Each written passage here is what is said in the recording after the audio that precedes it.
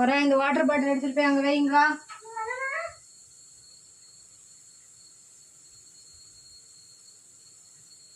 இந்த ஸ்டிக்கு வாங்கினது ரொம்ப ஹெல்ப்ஃபுல்லாக இருக்குது ஃப்ரெண்ட்ஸ். இல்லைனா நான் வந்து ஒரு கையில் பிடிச்சிட்டு என்னால் வந்து அது கேப்சர் பண்ணவே முடியாது. இப்போ வந்து அது செப்ரேட்டாக ஒரு பிளேஸில் நிற்கிது. ஸோ இதெல்லாம் குக் ஆகிட்டுருக்கு. நம்மளுக்கு வந்து பிடிக்க வேண்டிய அவசியம் இல்லை. நம்ம ஏதாச்சும் பிடிச்சா விழுந்துடுமோ அப்படின்ற ஒரு பயம் வேண்டாம். ஸோ இப்போ வந்து நம்ம ஃப்ரீயாக நம்ம ஒர்க் பண்ண முடியுது. இன் பிட்வீனில் இதையும் நம்மளால் கேப்சர் பண்ண முடியுது இந்த ஸ்டிக் இருக்கிறதால. அதுவும் பிலோ 300 ருபீஸ்க்கு இது ரொம்ப ஒர்த்தாக தான் இருக்குது ஃப்ரெண்ட்ஸ்.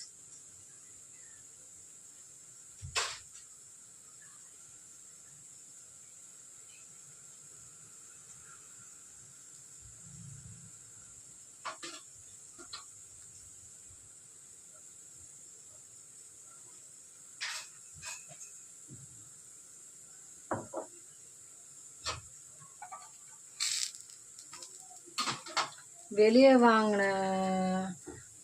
மாவு ஃப்ரெண்ட்ஸ், இட்லி தோசை மாவு வீட்டில் ரெடி பண்ணல, போடலை.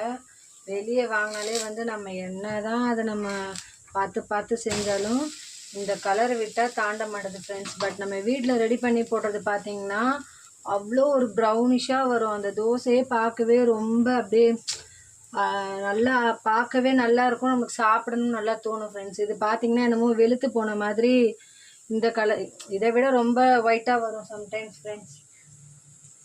ரொம்ப வெளுத்து போன மாதிரி வரும். இப்போ கொஞ்சம் இம்ப்ரூவ் ஆகிருக்கு கலர்.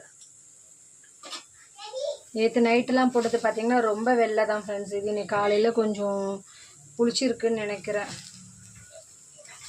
அப்புறம் நம்ம வந்து இது முடிஞ்சோன்னே ரைஸ் வச்சிட்டோன்னா